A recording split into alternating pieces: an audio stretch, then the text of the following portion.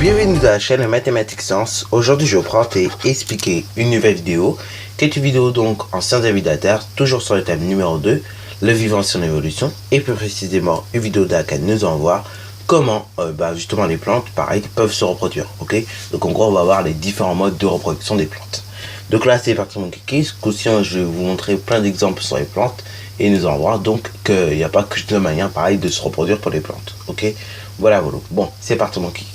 Donc, les plantes, comme les êtres vivants, peuvent se reproduire de deux manières. Première manière, soit elles se reproduisent de manière sexuée, ou soit de manière asexuée. Bon, pour bien commencer, on va commencer ce coup-ci par la reproduction sexuée, ok? Donc la reproduction sexuée, c'est une reproduction qui utilise des gamètes à la fois mâles et des gamètes femelles. C'est-à-dire donc, en gros, on a besoin, si tu veux, pour abréger ça, d'un homme et d'une femme, ok? S'il n'y a pas d'homme, s'il n'y a pas de femme, et du coup, pas de reproduction. C'est comme nous, les êtres humains, hein. Sinon, tu verras pas qu'on aura il y aura autant de problèmes sur Terre, ok? Voilà. Bon, du coup, c'est parti mon kiki. On va commencer par le premier exemple, celui de la reproduction du genêt. Donc le genêt, c'est tout simplement une fleur, ok, qui possède à la fois des organes mâles et des organes femelles.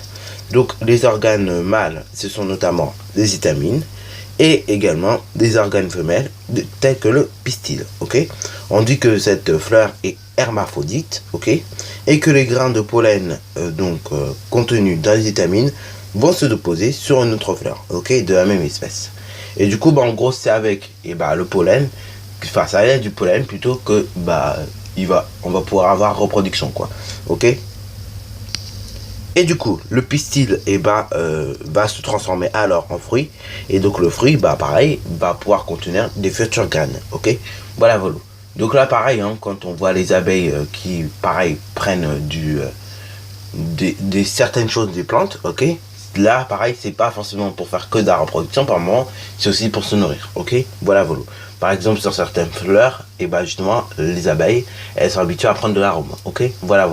D'ailleurs, un petit truc et un petit conseil, n'ayez pas peur des abeilles, ok. Et même si vous avez peur des abeilles, de deux, évitez vraiment de faire n'importe quoi avec, si vous êtes à côté, quoi. Ce qui veut dire éviter de les taper, évitez de faire tout mouvement brusque, parce qu'elles risqueraient de vous faire mal, tout simplement, ok. Elles risquent de vous piquer, et non seulement, bon, c'est pas le pire de se faire piquer par une abeille, on peut très bien se faire piquer, sauf que le problème, en fait, si ça vous pique, et du coup, son dard, il va rester dans votre peau, il va rester accroché à votre peau, et du coup, l'abeille, tout simplement, elle meurt, ok. Donc, en gros, l'abeille, en se piquant, elle meurt, tout simplement. Bon, si ce n'est pas le cas, malheureusement, de certaines espèces, comme le bourdon, ou comme, les guêpes, voilà, puisque les guêpes, quand elles te piquent, ou le bourdon, quand il te pique, après, ils arrivent à ressortir leur dard, ok. Alors que l'abeille, c'est pareil, quand elle te pique, en revanche, elle n'arrive pas à ressortir son dard, ok. Voilà. D'ailleurs, petite parenthèse, cet été, je me suis déjà fait piquer par l'abeille, et du coup, ça fait légèrement mal. Mais franchement, ça fait pas non plus trop mal, quoi. D'ailleurs, pour ceux qui auraient reconnu ma voix quand je me suis fait piquer, c'était l'heure d'une vidéo, quoi. Quand je tournais un dimanche matin, et voilà, je me suis fait piquer, et puis voilà. Ça fait légèrement mal, mais vraiment, ça fait pas si mal que ça, en fait. Ça fait mal juste 2 minutes, et encore. Et après, ça fait plus mal, puisque après, on oublie la douleur, quoi. Bon, et à ce moment-là, du coup, l'abeille est morte, quoi. Tout simplement, elle est morte dans la chambre.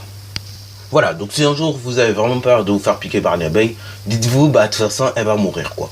En vous piquant, déjà d'une. Et de deux, la piqûre ne fait pas mal trop longtemps. Voilà, c'est ça qu'il faut se dire. De la journée même du dimanche, j'étais super en forme, et puis voilà. Et puis, ça s'est passé. Bref. Et du coup, après, j'ai jeté l'abeille parce que j'ai pas envie de la garder. Bref. Du coup, voilà, on a pu voir la reproduction du genêt. Donc, reproduction du genêt, c'est une reproduction qui se passe avec deux organes différents, deux organes de sexe différents, un organe masculin et un organe féminin. L'organe masculin, c'est l'étamine, et l'organe féminin, c'est le pistil.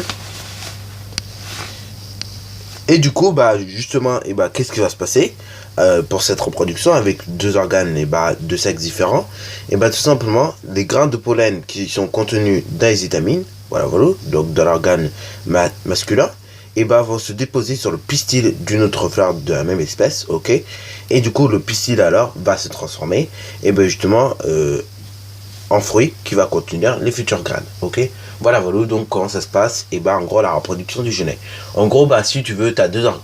À la base, tu as justement une fleur, Et après cette fleur, et bah après, elle va tout simplement contenir des fruits, ok, qui vont même contenir des graines.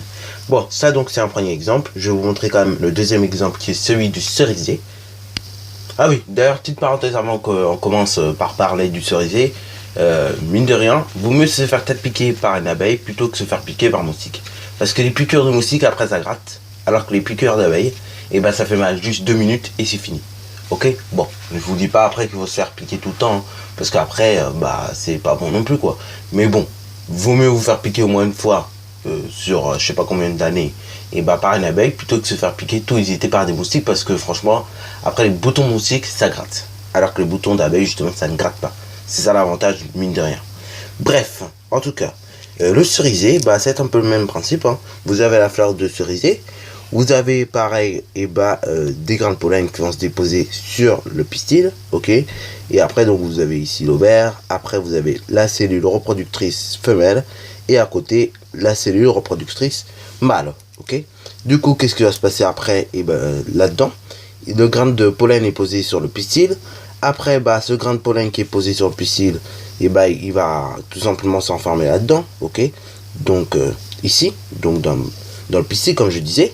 Et après, donc, il va avoir la cellule reproductrice mâle qui va remonter, le tube pollénique qui est là. Et donc du coup, et bah là, après, il va avoir fécondation entre la cellule reproductrice mâle et le grain de pollen.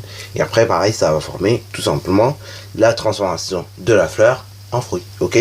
Et ce fruit, bah du coup, c'est la cerise qui va être créée, ok. Et elle va être créée au fur et à mesure. Et après, bah vous pourrez la manger, ok. Voilà, voilà. Donc ça, c'est pour la reproduction, et bah en gros, du cerisier, ok. Bon, nous avons vu comment ça se passe donc pendant la reproduction sexuée avec les plantes. Nous avons vu que c'est quasiment la même chose que chez les êtres vivants tels que les animaux, par exemple. Mais là, bon, ce sera intéressant de voir justement maintenant s'il n'existe pas d'autres modes de reproduction chez les plantes comme il en existe chez les animaux. Et oui, effectivement, il existe d'autres modes de reproduction. Ce deuxième mode de reproduction qui existe, ça s'appelle la reproduction asexuée. La reproduction asexuée, c'est aussi, on n'a pas besoin d'un mâle et d'une femelle, on a juste besoin d'une plante ou voilà, d'une chose en commun, ok. Pas besoin de plusieurs trucs. Là, il y a juste besoin d'un truc. Bon, alors là, on va prendre 3 exemples. Celui du fraisier, celui de géranium et celui de la pomme de terre. Donc, le fraisier, on va commencer par lui.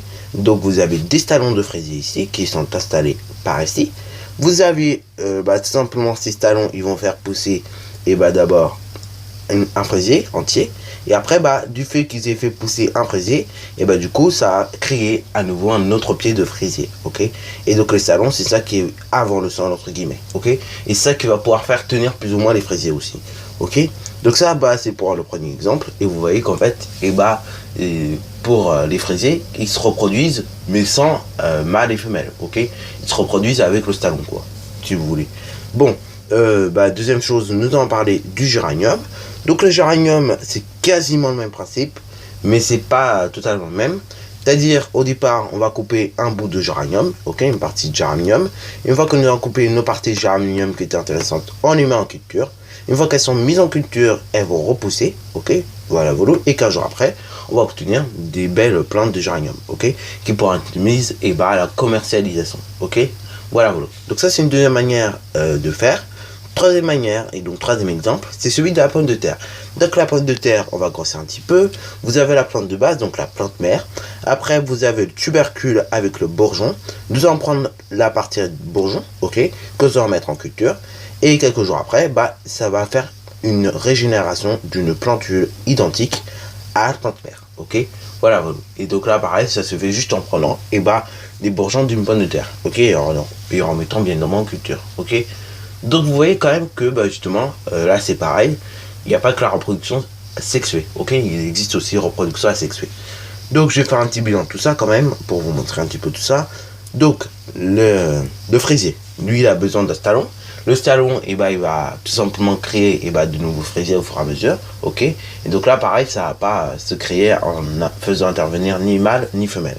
Là pareil, deuxième exemple, le géranium et la pomme de terre, c'est la même. On coupe un bout de géranium ou de pomme, un bout de géranium déjà, hein, et puis on les met en culture, puis après 15 jours plus tard, et il repousse de nouveaux géraniums. Et pour la pomme de terre, c'est quasiment le même principe, sauf qu'on prend les tubercules de la pomme de terre, qu'on remet en culture, et puis après, bien évidemment, ça fait une régénération de la plante identique à la plante mère, ok?